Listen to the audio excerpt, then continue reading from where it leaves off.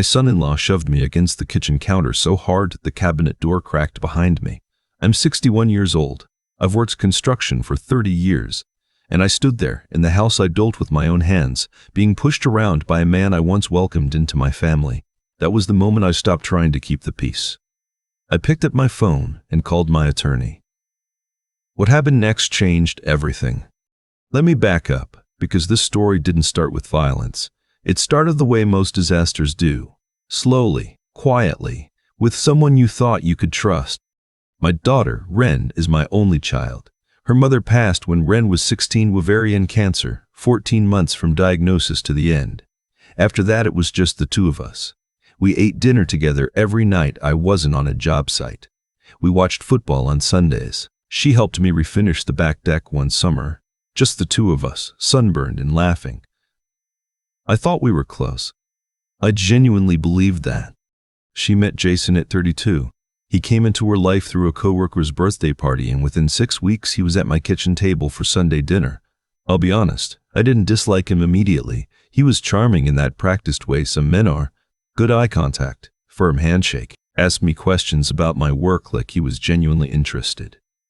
I remember thinking he was a little too smooth, but I told myself I was being protective.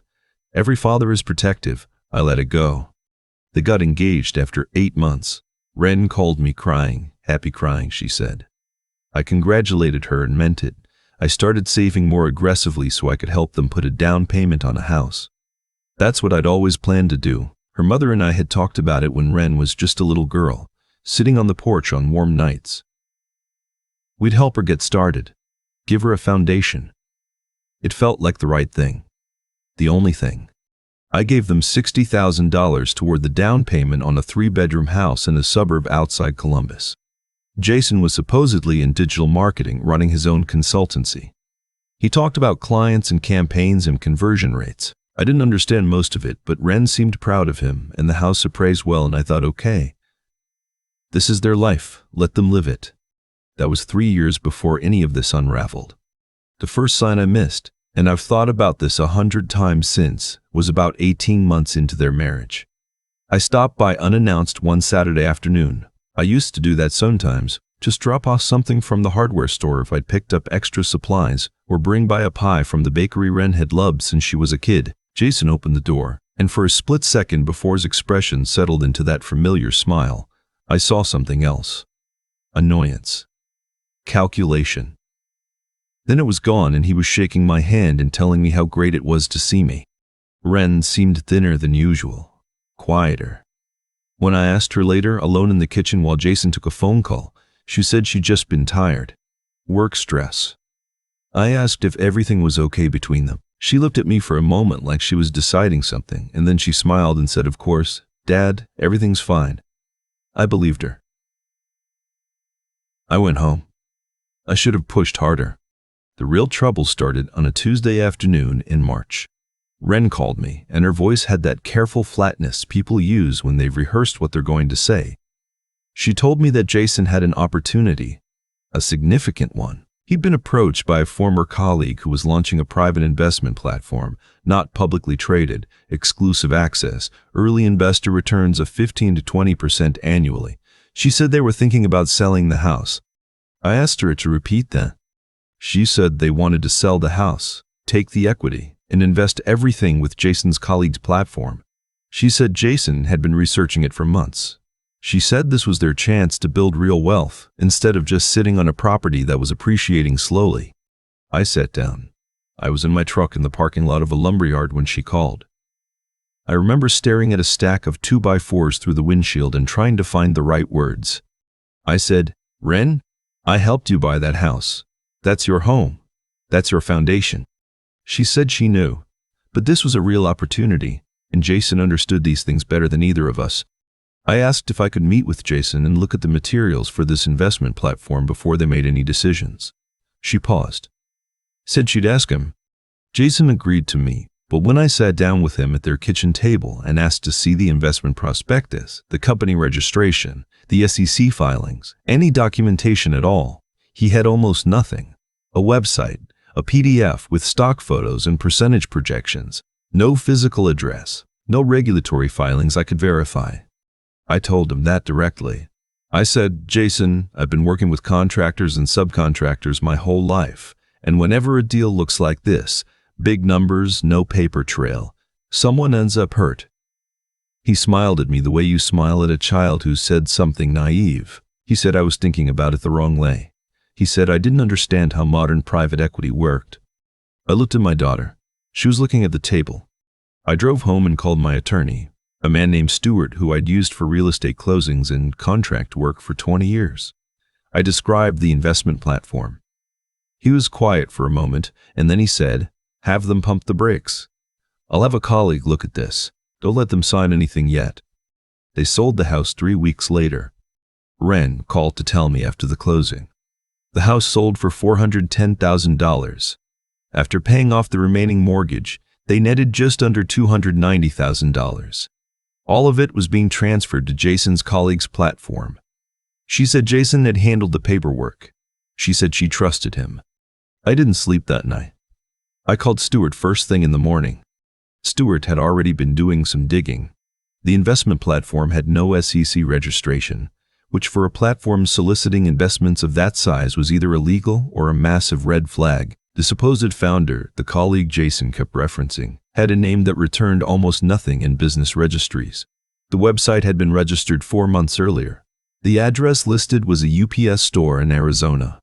Stuart said, this looks like a Ponzi-style advance fee fraud. I said, my daughter just handed them $290,000.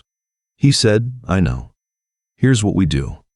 He connected me with a forensic accountant named Paul, who started tracing what he could through public records. Stuart sent a formal letter to the platform requesting proof of registration and investor documentation. No response. He filed a complaint with the Ohio Division of Securities and the FBI's Internet Crime Complaint Center. The platform's website went dark within 2 weeks of his letter. In the meantime, Jason and Ren had no house.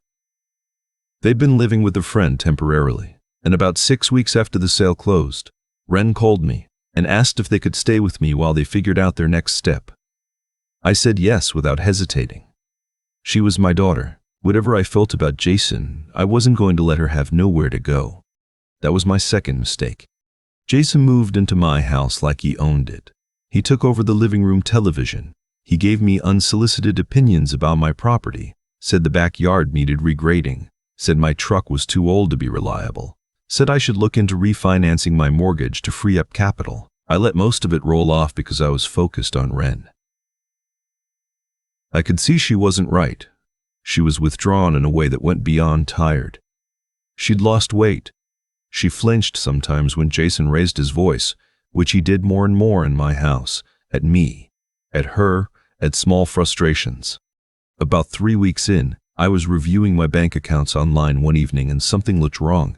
I have a home equity line of credit that I'd opened years ago but never drawn on.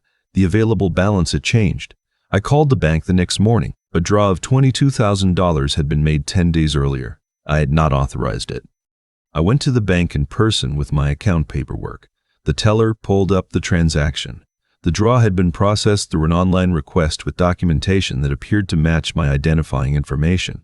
The signature on the electronic authorization form was not mine. I sat in that bank chair and felt something I hadn't felt since the night my wife was diagnosed. The floor dropping out. The air going thin. I called Stuart from the bank parking lot. I told him about the unauthorized draw. I told him about Jason's comments about my mortgage. Stuart said, do not confront him yet. Come to my office this afternoon. Bring everything. That afternoon, Stuart laid it out plainly. Jason had accessed my account information, probably from mail or documents he'd seen in my house, and submitted a fraudulent electronic draw request. It was wire fraud and identity theft. Stuart said we needed to document everything carefully before any confrontation, because confronting Jason prematurely would give him time to move money or disappear.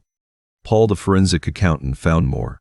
Jason had done this before. In a previous city, different name combination. He'd gone by his middle name. He'd been involved in a similar scheme with an older couple, a fraudulent investment, and an unauthorized loan. The case had been settled quietly. No criminal charges filed. He'd moved on.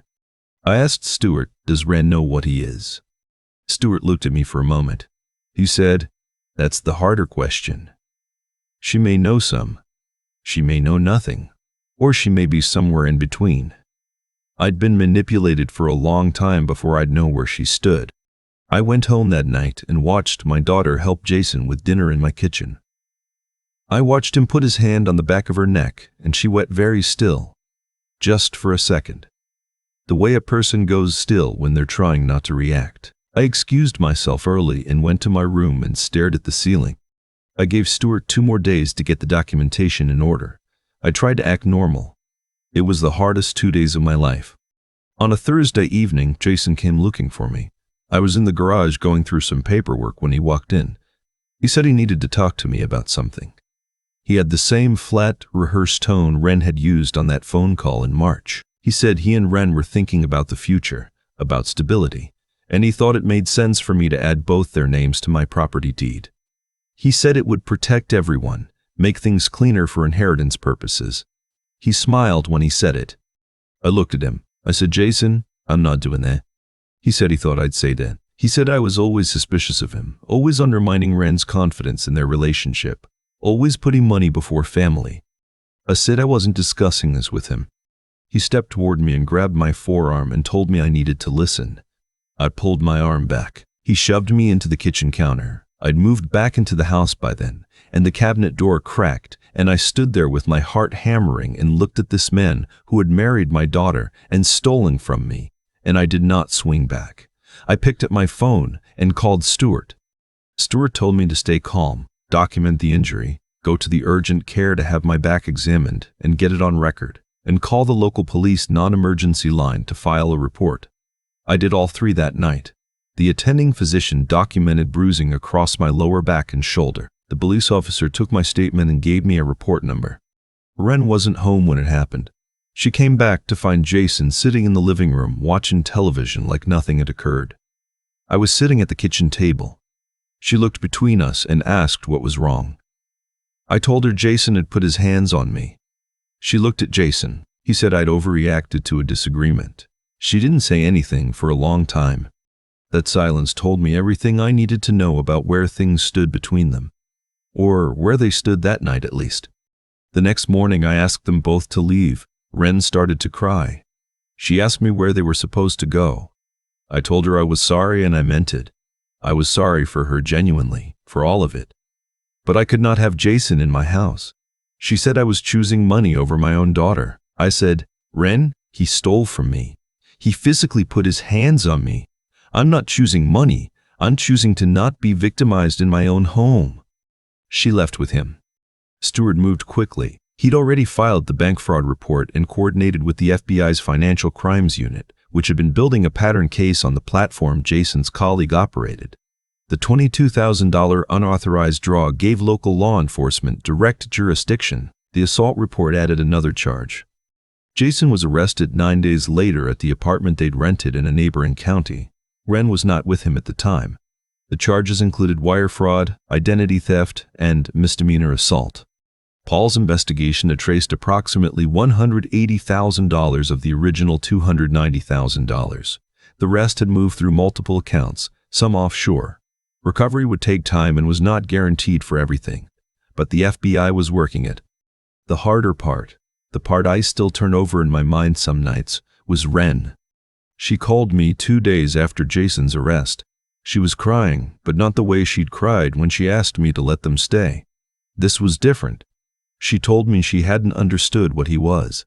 Not fully. She said he'd been telling her for months that I was the problem, that I'd never respected Jason, that I was trying to control her life, that my generosity came with strings. She said she'd believed him because she'd been hearing it every day for so long, that it had started to feel true. She said she'd known something was wrong with the investment platform almost immediately after they sold the house. She said when she'd brought it up, Jason had told her she was panicking, that she didn't understand business, that she needed to trust him. She said she'd been afraid of what happened when she pushed back. I listened to all of it. I didn't rush her. When she was done, I said, Ren, I don't need you to apologize right now. I just need to know you're safe. She was staying with a friend from work. She said she was fine. She said she was sorry. I told her we'd talk more when she was ready. Stewart recovered $14,000 of the unauthorized $22,000 draw fairly quickly through the bank's fraud protection process. The remaining recovery from the platform would be a longer process. The FBI estimated 18 months to 2 years for the full investigation to yield any financial restitution. Not everything would come back.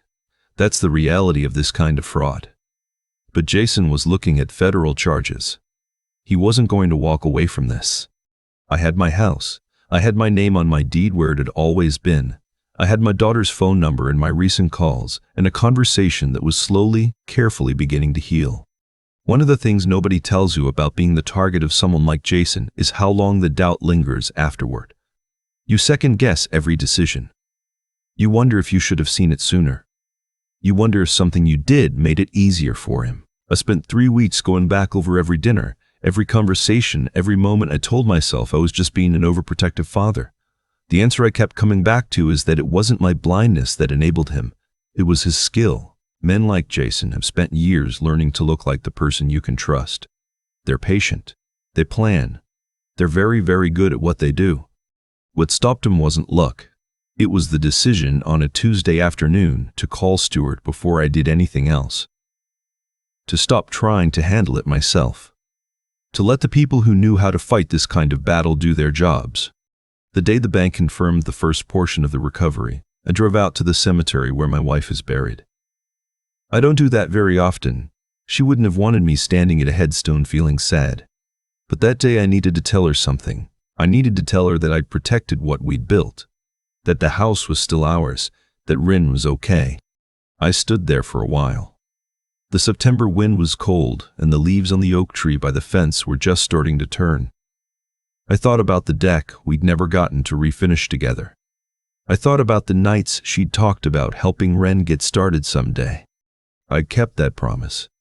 It just hadn't looked anything like either of us imagined.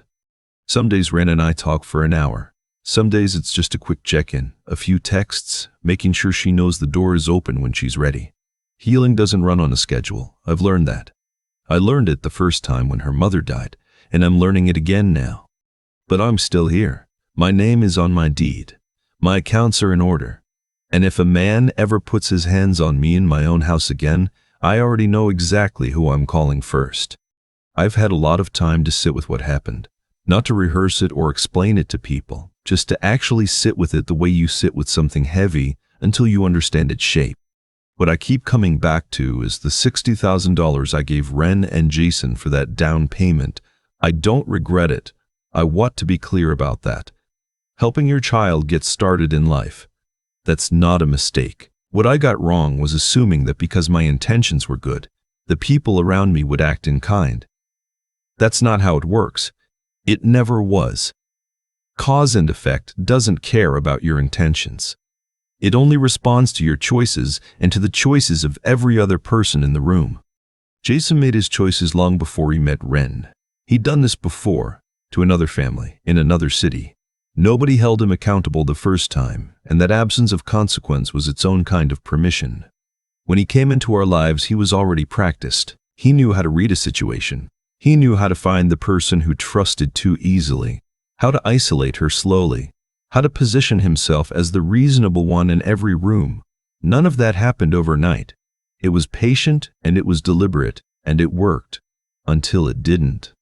What stopped him wasn't luck or coincidence. It was a decision I made on a Tuesday afternoon to pick up the phone and call Stewart instead of confronting Jason directly. That one choice, that single act of keeping my head when every instinct was telling me to go in swinging, is what made the difference. I've thought about that a lot. I spent 30 years in construction. I know how to read a structure, and the structure of the situation required a different kind of tool than anything in my truck. There's something I want to say about Ren, because I think it's the part people are quickest to judge. She wasn't weak. She wasn't stupid. She was a woman who had been told every single day for years that her own perception was wrong. That's not something that happens to people because they lack intelligence. It happens because manipulation is relentless and exhausting, and it erodes the ground under your feet so slowly you don't notice until you're already falling. When she finally called me, she wasn't making excuses. She was telling me the truth about what it had been like inside that marriage. I chose to hear it. I'm not going to pretend the road back has been easy. Trust doesn't reset itself automatically. But I've watched Ren these past months. How she carries herself now. How she speaks. How she makes decisions without looking over her shoulder for someone's approval. And I see something returning to her that I'd been missing for a long time without being able to name it. Her footing. She's getting her footing back. If there's anything I've taken from this whole ordeal, it's that doing right by the people you love is not the same as doing whatever they ask. It's not the same as keeping quiet to keep the peace. Sometimes the most honest thing you can do for someone is refuse to participate in their harm, even when they're angry at you for it, even when they're standing in your kitchen telling you you're the problem. You hold your ground. You call the people who know how to fight the kind of fight you're in, and you do not hand anyone the keys to your house just because they smiled when they knocked. I still drive past that cemetery on my way into town sometimes. I don't always stop, but some days I do.